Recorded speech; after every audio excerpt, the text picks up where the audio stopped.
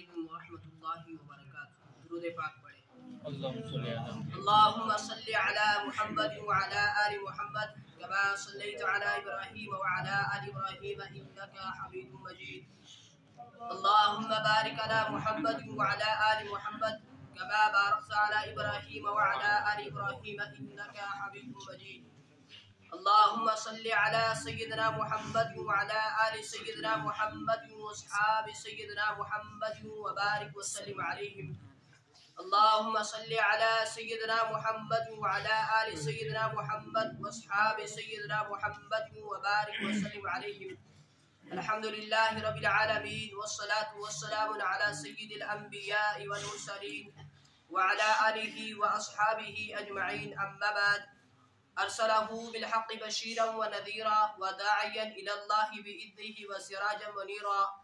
फ़क़द क़ाल अल्लाहु तबारक व तआला फ़िल कलामिल मजीद वल फ़ुरक़ानिल हमीद। अऊज़ु बिल्लाहि मिनश शैतानिर रजीम। बिस्मिल्लाहिर रहमानिर रहीम।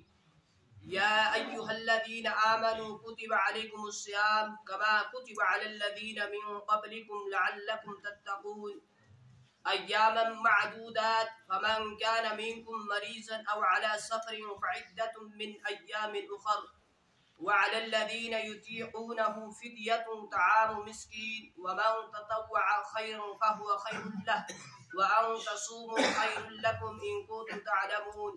शहरु रमज़ानल्लज़ी उन्ज़िला फ़ीहिल क़ुरआन हुदल लिन्नास व बय्यिनातिन मिनल हुदा वल फ़ुरक़ान। सदक़ल्लाहुल अज़ीम व सदक़ रसूलुहुन नबियुल करीम व नहनु अला ज़ालिका लमिनश शाहिदीन वश्शाकिरीन वल्हम्दुलिल्लाहि रब्बिल आलमीन। क़ाल अन्नबिय्यु सल्लल्लाहु अलैहि वसल्लम मन साम रमज़ान ईमानन व इह्तिसाबन गुफ़िर लहू मा तक़द्दम मिन ज़ंबी व क़ाल अस्सौमु जुन्नह औ कमा क़ाल अलैहिस्सलातु वस्सलाम।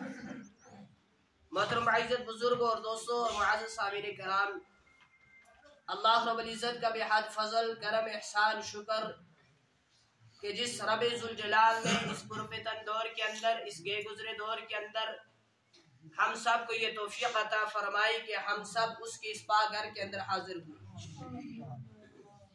इस हाज़िरी के अंदर हमारी कमाल नहीं है बल्कि अल्लाह रब्बुल इज़्ज़त की तौफ़ीक़, अल्लाह रब्बुल इज़्ज़त की मदद नुसरत हमारे साथ शामिल हाल है। खैर, जब हमारी हाजिरी हो ही चुकी है तो अब अल्लाह से ये दुआ करनी है कि अल्लाह हमारी इस हाजिरी को ज़ाया ना फरमाए बल्कि कबूल फरमाए, हमारे लिए दुनिया के अंदर हिदायत का और आखिरत के अंदर निजात का, बख्शिश का, मग़फ़िरत का दरिया बनाए। मोहतरम बुजुर्गों और दोस्तों, अल्लाह रब्बुल इज़्ज़त का फजल करम एहसान शुक्र ये भी हुआ हम पर कि अल्लाह रब्बुल इज़्ज़त ने हमें माए सियाम यानी रमज़ानुल मुबारक जैसा बाबरकत, मुक़द्दस और रहमतों वाला महीना नसीब फरमाया। और अल्लाह रब्बुल इज़्ज़त ने ये मुबारक महीना, ये बरकतों वाला महीना, ये अज़मतों वाला महीना, ये रहमतों वाला महीना इस हाल में मुझे और आपको अता फरमाया कि हमारे होश और हवास बाकी हैं, दुरुस्त हैं, हम जिस्मानी एतबार से भी सेहतमंद हैं और इंशाअल्लाह हम इस काबिल हैं कि हम रमज़ान मुबारक का बढ़ चढ़ कर इस्तक़बाल करें। अल्लाह से दुआ है जितने रोजे हमने रखे हैं अल्लाह उनको कबूल फरमाए, जितनी तरावी नमाज हमने पढ़ी है अल्लाह उनको कबूल फरमाए, बाकी भी जो इबादत हमसे हो सकी है हमने की है अल्लाह उसको कबूल फरमाए। क्योंकि बुजुर्गों, अमल वही है जो अल्लाह कबूल फरमा ले, अगर कबूल ना हुआ तो फिर अमल करना बेकार हो जाता है। इसलिए दुआ किया करें, पहले तो अल्लाह हमें तौफीक दे नेक अमल की, फिर अगर तौफीक मिल जाए तो फिर दुआ किया करें कि अल्लाह अब इस अमल को कबूल फरमाए। मोहतरम बुजुर्ग और दोस्तों, तमाम इबादत का अपने अपने तौर पर अपने अपने लिहाज से मकाम है, मर्तबा है। नमाज अहम तरीन इबादत है जिसको दीन का सुतून करार दिया गया, जिसके बारे में फरमाया गया अस्सलातु इमादुद्दीन मन अक़ामहा फ़क़द अक़ामद्दीन व मन हदामहा फ़क़द हदामद्दीन। अमूदुद्दीन। नमाज दीन का सुतून है। जिसने नमाज को कायम किया उसने दीन को कायम रखा, बाकी रखा। जिसने नमाज को छोड़ दिया अल्लाह हिफाजत फरमाए। तो नमाज अहम तरीन इबादत है जिसको दीन का सुतून करार दिया गया। हज ऐसी इबादत है जिसके करने के बाद इंसान के गुनाह धुल जाते हैं। अल्लाह से दुआ है अल्लाह हर ईमान वाले को वहां की हाजिरी नसीब फरमाए। जो बेचारे वहां से वापस आए हैं ना हज करके, उनसे पूछे क्या कैफियत होती है जब इंसान वहां से लौटता है। ऐसा लगता है यहीं मर जाए, वापस ना जाए। तो हज ऐसी इबादत है जिसके करने के बाद इंसान के गुनाह धुल जाते हैं। ज़कात माली इबादत है जिसका अजर और सवाब कुछ कम नहीं है। लेकिन इन सारी इबादत का ताल्लुक जाहिर से है। रोजा फकत ऐसी इबादत है जिसका ताल्लुक बातिन से है। रोजा ऐसी मुनफरद इबादत है जिसका ताल्लुक बंदे के और माल के हकीकी के दरमियान है। बाकी सारे अमाल का अजर व सवाब फरिश्ते लिखते हैं। रोजा ऐसी इबादत है जिसका अजर व सवाब बाज़ाते खुद हक ताला शानु अता फरमाते हैं। हदीस कुदसी के अंदर फरमाया। हदीस कुदसी किसे कहा गया बुजुर्गों? जो अल्लाह रब्बुल इज्जत ने फरमाया हो उसे कहा गया हदीस कुदसी। और हदीस नबवी कहा गया जो नबी अलैहिस्सलाम ने फरमाया। तो खैर अल्लाह रब्बुल इज्जत हदीस कुदसी के अंदर फरमाते हैं असौमु ली व अना अज्ज़ा बिह, रोजा मेरे लिए है, इसका बदला मैं खुद दूंगा। दूसरी जगह फरमाया असौमु ली व अना अज्ज़ा बिह, रोजा मेरे लिए है, इसका बदला मैं खुद हूँ। ये बड़ी खुशनसीबी की बात है, ये बड़ी अच्छी बात है कि बंदे को अल्लाह मिल जाए। जब बंदे को अल्लाह मिल जाएगा जन्नत की सारी नियामतें मिल जाएंगी। अल्लाह ना मिला तो कुछ ना मिला। जिसने अल्लाह को पा लिया उसने सब कुछ पा लिया। जिसने अल्लाह को खो दिया वो सब कुछ पाते हुए भी सब कुछ खो गया।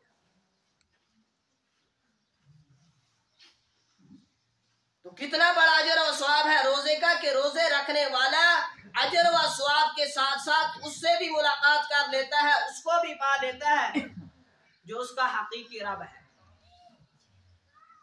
अब बुजुर्गों और दोस्तों, हर चीज की जज़ा तो अल्लाह ही देते हैं, हर चीज का अजर और सवाब अल्लाह ही देते हैं।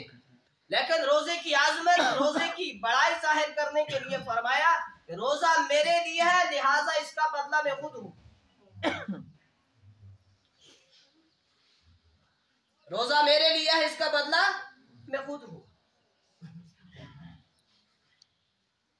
इसलिए बुजुर्गों, हमेशा वो काम ना करो जिसके करने के बाद मेरा और आपका रब हमसे नाराज हो जाए। हमेशा वो काम करो जिसके करने के बाद अल्लाह हम पर फख्र करे, वाकई सही मानों में ये है मेरा बंदा। और कुछ नाराज होते हैं तो होने दो, अल्लाह हमसे नाराज ना हो। क्योंकि हमारा दुनिया के अंदर आने का मकसद दुनिया को राजी करना नहीं है, दुनिया का माल व मता हासिल करना नहीं है, दुनिया के अंदर बड़े बड़े बैंकों के अंदर अपना पैसा जमा करना नहीं है। हमारा दुनिया के अंदर आने का मकसद ज्यादा जमीनें खरीदना नहीं है, मकान तामीर करना नहीं है। ये तो जरूरियात की चीज है। जो इंसान का जाती मकान हो जिसके अंदर वो रहेगा ठीक बात है, लेकिन हमारा मकसद ये नहीं है। हमारा मकसद दुनिया के अंदर आने का वाहिद ये है कि हमारा अल्लाह हमसे राजी हो जाए, हमारा खालिक हमसे राजी हो जाए, हमारा मालिक हमसे राजी हो जाए। और उसको राजी करने का एक रास्ता है, वो रास्ता है जनाब रसूल अकरम सल्लल्लाहु अलैहि वसल्लम की गुलामी का। वो रास्ता नबी अलैहिस्सलाम की गुलामी से होकर जाता है और वो रास्ता इंसान को अल्लाह से मिलाता है। इंसान ने हर हुक्म अल्लाह का पूरा करना है, तरीका किसका हो? जनाब रसूल अकरम सल्लल्लाहु अलैहि वसल्लम का। बसा औकात हम कहा करते हैं कि आप जब सो उस वक्त भी सोया करो नबी अलैहिस्सलाम के मुबारक तरीके पर, कि सोते सोते आप सोए हुए हैं, सोते सोते आपकी रूह निकल जाती है, यानी वो दिन आप दुनिया के ऊपर आखिरी दिन था, वो रात दुनिया के ऊपर आपकी और हमारी आखिरी रात थी। नाराज ना हो जाए, हमारे ऊपर भी ऐसा आने वाला है। ये सिर्फ मैं आपको नहीं कहता, ये हम सब के लिए है। तो हम सोए भी नबी अलैहिस्सलाम की मुबारक तरीके पर कि हमारी रूह निकल जाए, उस वक्त हम नबी अलैहिस्सलाम का मुबारक तरीका पूरे कर रहे हैं।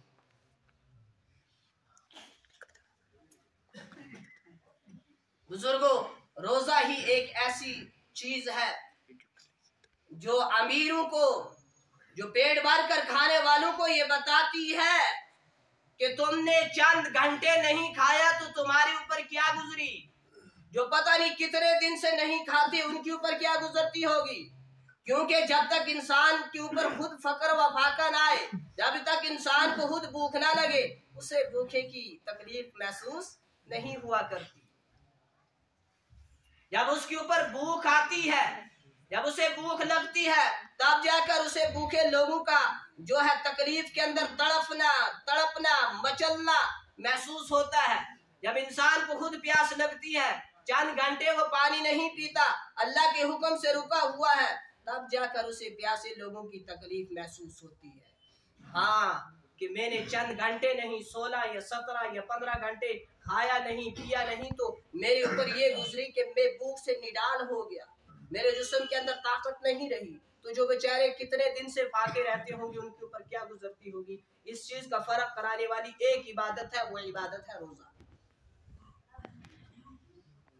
और फरमाया मेरे और आपके नबी जनाब अकरम सल्लल्लाहु अलैहि वसल्लम ने, जो रोजा रखकर फाश बातें नहीं छोड़ता, गलत काम नहीं छोड़ता, गिब्बत नहीं छोड़ता, चुगली नहीं छोड़ता, बुराई नहीं छोड़ता, नाजायज काम नहीं छोड़ता, उसके रोजे की अल्लाह को जरूरत नहीं है। और फरमाया बाज रोजेदार ऐसे हैं जिनको भूखा प्यासा रहने की सिवा कुछ हासिल नहीं होता। पता है हम रोजा कैसे गुजारते हैं? लूडो खेलकर, पबजी खेलकर, लायानी कामों के अंदर लगकर जी टाइम पास कर रहे हैं। मुझे और आपको और अहले ईमान को अल्लाह ने टाइम पास करने के लिए पैदा नहीं किया।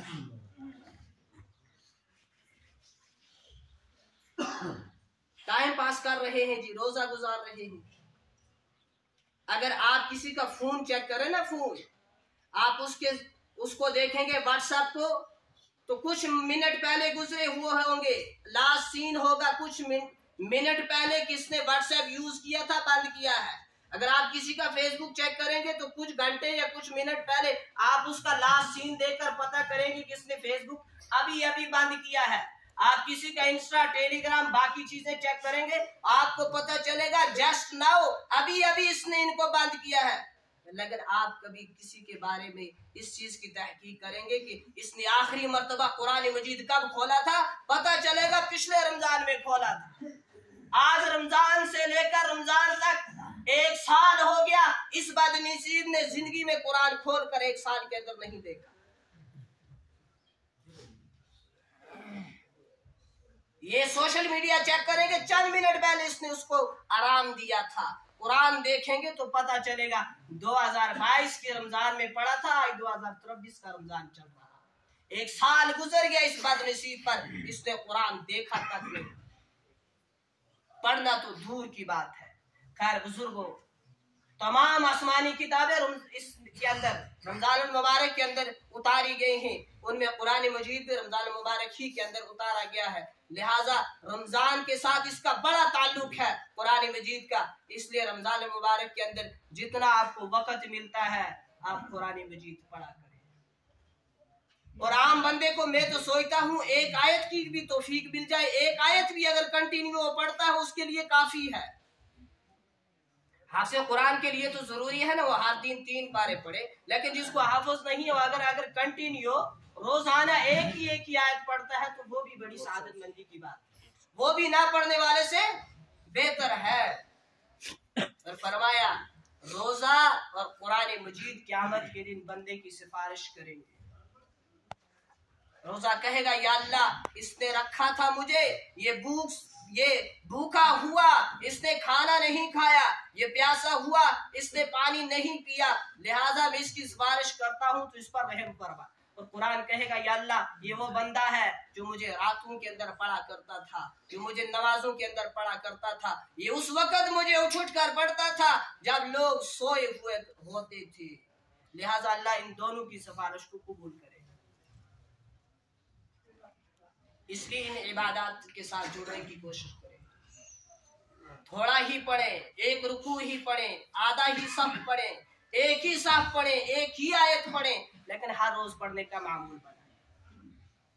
रमजान का और कुरान का बड़ा ताल्लुक है, आपस में बड़ा गहरा रब्त है, इसलिए रमजान के अंदर जितना वक्त हो सके इसको पढ़ें। और अल्लाह की करम नवाजी देखें, जब शख्स एक आदमी कुरान करीम खोलता है, अलिफ लाम मीम पढ़ता है, अल्लाह इसके खाते में 30 नेकियां दर्ज कर देता है, क्योंकि अलिफ एक हर्फ है, लाम एक हर्फ है और मीम एक हर्फ है। ये 3 हर्फ है तो 30 नेकियां उसके नामे अमाल के अंदर दर्ज हो जाती है, क्योंकि जो शख्स कुरान मजीद के एक हर्फ पढ़ता है अल्लाह इसके बदले में उसे 30 नेकियां अता करता है। और फिर बुजुर्गों, बड़ी खुशनसीबी की तो बात यह है कि फिर रमजानुल मुबारक जैसा महीना चल रहा हो, इसके अंदर तो अमाल को डबल कर दिया जाता है।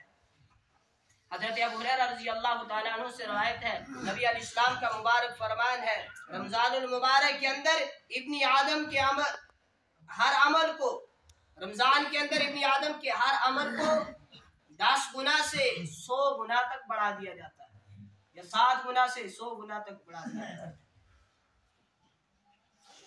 और फरमाया कि इस महीने के अंदर एक नफल पढ़ने का सवाब एक फर्ज अदा करने के बराबर है, और एक फर्ज अदा करने का सवाब 70 फर्ज अदा करने के बराबर है। गोया रमजान के अंदर एक नफल पढ़ता है इंसान, वो ऐसा है जैसे उसने गैर रमजान के अंदर एक फर्ज अदा किया, और अगर फर्ज अदा करता है वो ऐसा जैसे उसने गैर रमजान के अंदर 70 फर्ज अदा किए। और बुजुर्गों, बड़े दर्द से एक बात कही जा रही है, बड़े अफसोस के साथ, हम में से बहुत सारे लोग ऐसे हैं जो अमाल भी करते हैं और फिर जाया भी कर जाते हैं। किसी को मत कहो कि वो नफल नहीं पढ़ता, और नफल ऐसी चीज है कि इसके बारे में अल्लाह क़यामत के दिन नहीं पूछेगा तुमने पढ़े थे या नहीं पढ़े थे। हम कौन होते हैं किसी के बारे में गिबत करके, किसी की बुराई करके अपनी नेकियां जाया करें। मैं मुसलसल 1 या 2 बार गिबत के मौजू के ऊपर बात कर चुका हूं कि जो शख्स गिबत करता है वो अपनी नेकियां फ्री में उसको देता है जिसकी वो गिबत कर रहा है। सुनने ही के मजे ना लो, पढ़ने ही के मजे ना लो, कभी अमल करके भी मजे हासिल किया करो। यही मिजाज ना बना लो, बस सुनना है, पढ़ना है, दूसरों को कहना है, खुद अमल से बेखबर हो जाना है। कभी खुद भी अमल करके देखो जिंदगी कैसे बनती है, जिंदगी के अंदर बहारें कैसी आती हैं, जिंदगी के अंदर सुकून कैसे आता है। तो खैर, मस्जिद के अंदर हम आते हैं, मस्जिद का बुजुर्गों एहतराम किया करें। बड़े अफसोस के साथ कहना पड़ता है कि जो 11 महीने मस्जिद की साइड तक नहीं आते, जिनको मस्जिद का दरवाजा भी भूल जाता है कि मस्जिद का दरवाजा एक पट से बना हुआ है या 2 पट से, उसका कलर कैसा है, वो इस साइड है या उस साइड है, या आगे से लगा है या पीछे से लगा है। लेकिन रमजान के अंदर आकर नमाज के टाइम टेबल के ऊपर ऐसे खड़े हो जाते हैं जैसे हमारी हुकूमत चलनी चाहिए रमजान के अंदर। हम कहेंगे जी फलानी नमाज इतने बजे होगी तो हमारी ही मर्जी चलनी चाहिए, इतनी ही बजे होनी चाहिए। ये वो लोग करते हैं जो 11 महीने बिल्कुल मस्जिद से दूर रहते हैं, रमजान के अंदर आकर मस्जिदों के अंदर हुकूमत शुरू करते हैं। और फिर जो 11 महीने मस्जिद से दूर है, 1 महीना तौफीक मिली मस्जिद के अंदर आए,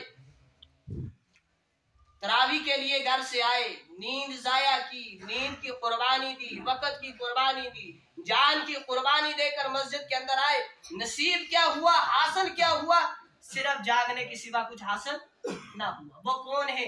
तरावी को अच्छे तरीके से नहीं पढ़ते, आगे तरावी चलती है, पीछे शरद पी जा रही है, आगे तरावी चलती है, पीछे बाकी कुछ किया जा रहा है। ऐसे लोगों को जागने की सिवा कुछ हासिल नहीं होता।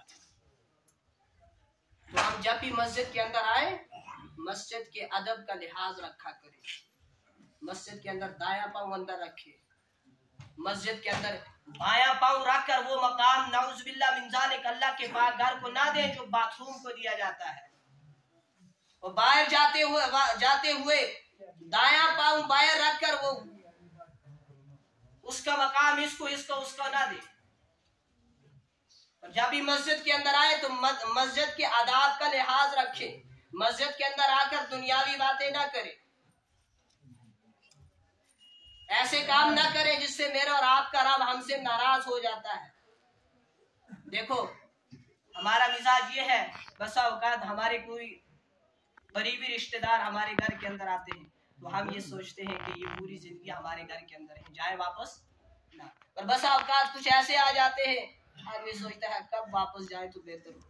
ऐसे ना बने कि मस्जिद के अंदर हम आए तो फरिश्ते कहें कब ये इस मस्जिद से बाहर निकल जाएंगे तो बेहतर रहे।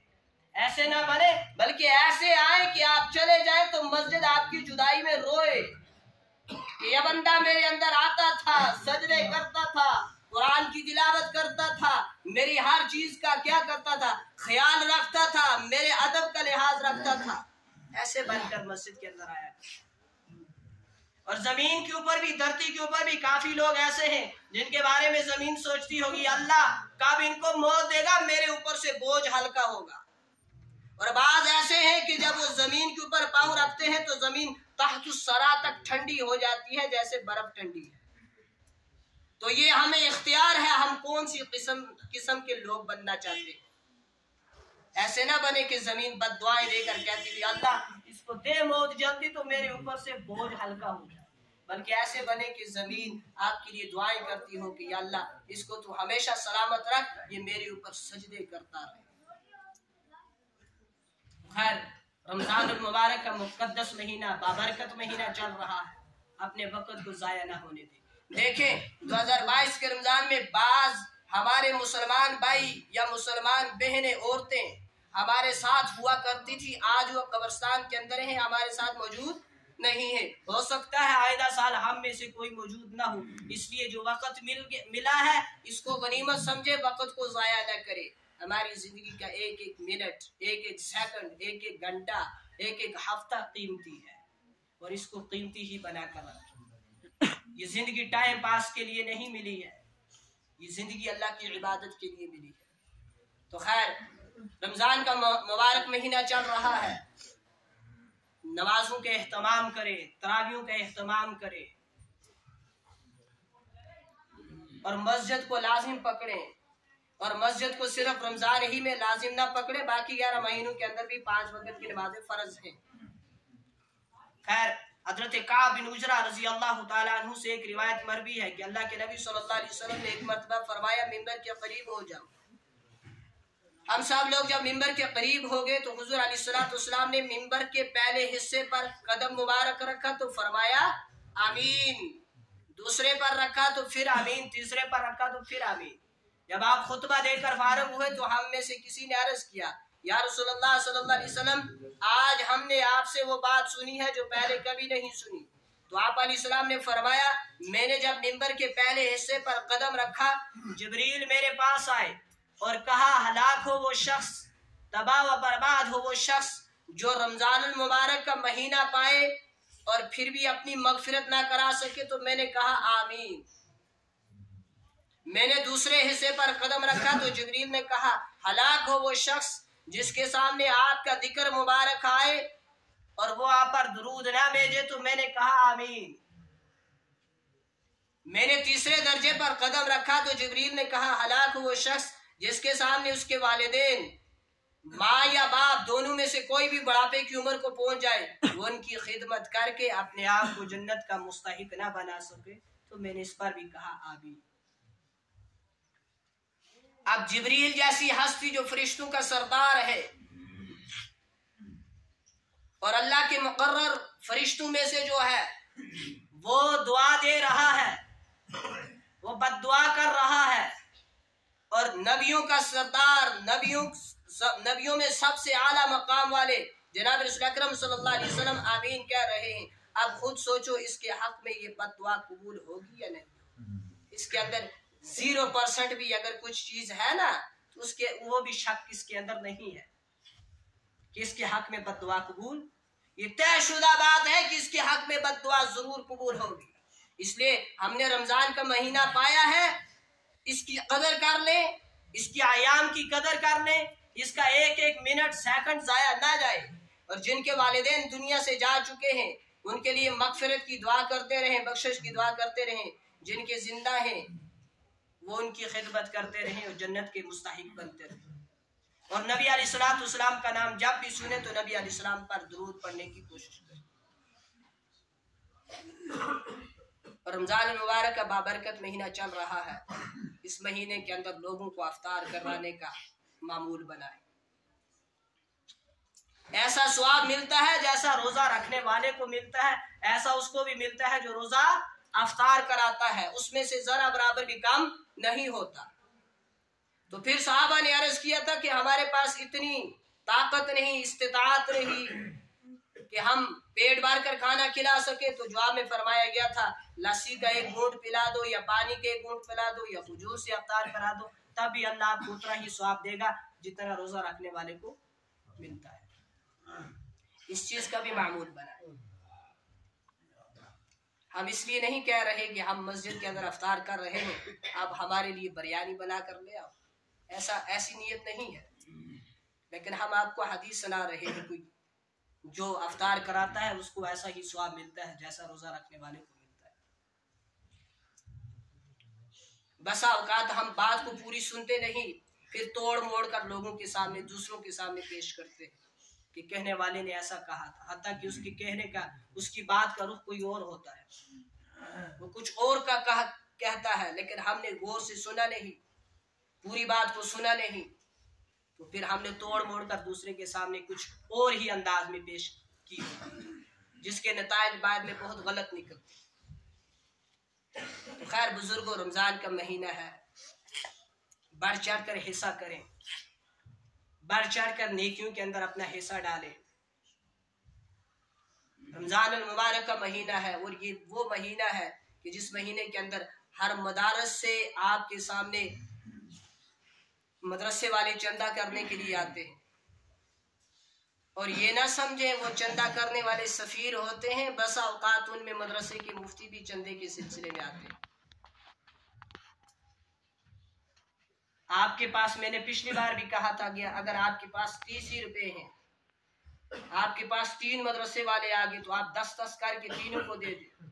लेकिन अगर आपने 30 के 30 एक को दे दिए हैं, उसके बाद आपके पास दूसरे कोई आ गए, तो आप खामोशी इख्तियार कर लें, कहें कि इंशाअल्लाह जब भी तौफीक होगी हम आपके मदरसे का हिस्सा भी जरूर करें। लेकिन जुबान पर कोई गलत बात ना लाए, वरना पहला भी जाया चला जाए। जो पहले को दिया था वो भी जाया चला जाएगा। अगर आपने कहा कि जान खा गयो जी, किनिया को देवा, एक अटता धुआ अटता त्रिया आरंदा, किनिया को देवा।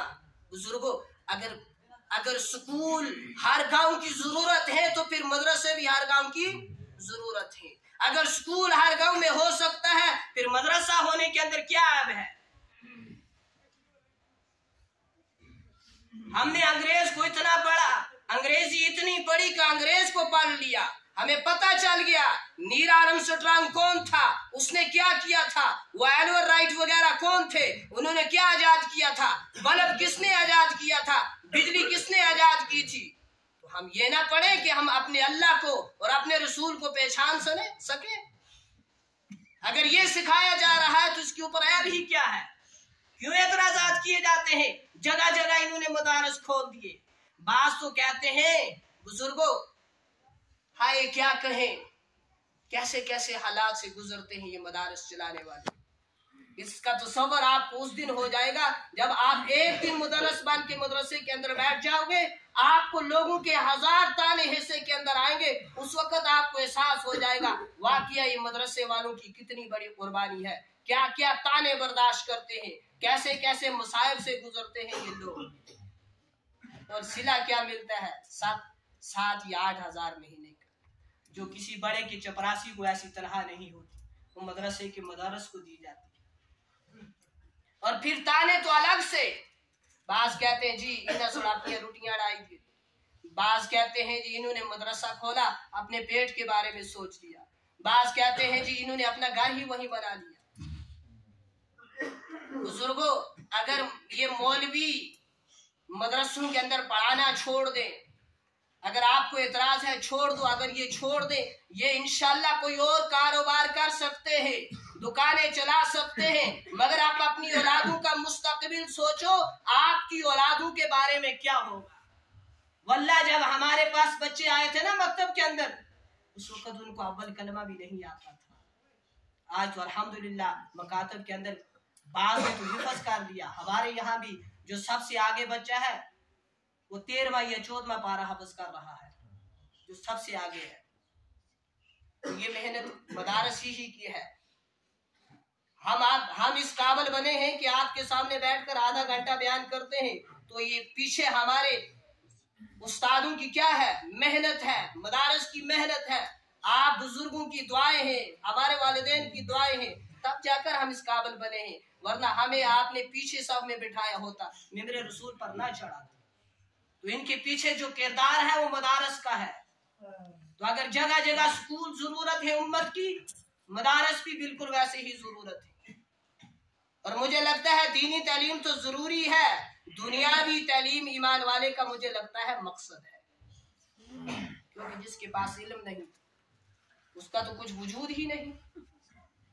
इसलिए बुजुर्गों, रमजान मुबारक का महीना चल रहा है, इस महीने के अंदर आपके पास हर मदारस वाले आएंगे, दिल खोल कर उनकी तावन करें, दिल खोल कर उनका तावन करें, और तावन करने के बाद ये कहें कि जैसा हक था अदा ना हो सका। और नमाज के बाद हमारे मदरसे का भी, जो आपका मदरसा है, इसका भी इंशाल्लाह चंदा किया जाएगा। आप हजरात से भरपूर तावन की दरख्वास्त की जाती है। हमारी ये दुआ है बुजुर्गों, हम दुआ के बगैर कुछ और दे नहीं सकते, हम आपको दुआ ही देते हैं। जिन्होंने दिया है अल्लाह कबूल फरमाए, उनकी जिंदगियों को, उनके गानों को आबाद फरमाए, उनके कारोबारों के अंदर बरकत फरमाए। जो रह चुके हैं अल्लाह उनको भी इस मदारस के साथ, बल्कि हर एक मदारस के साथ, हर एक मदरसे के साथ तावन की तौफीक नसीब फरमाए। जो कहा गया, जो सुना गया, अल्लाह पाक इसको कबूल फरमाए। हम सब इन चंद बातों के ऊपर अमल की तौफीक नसीब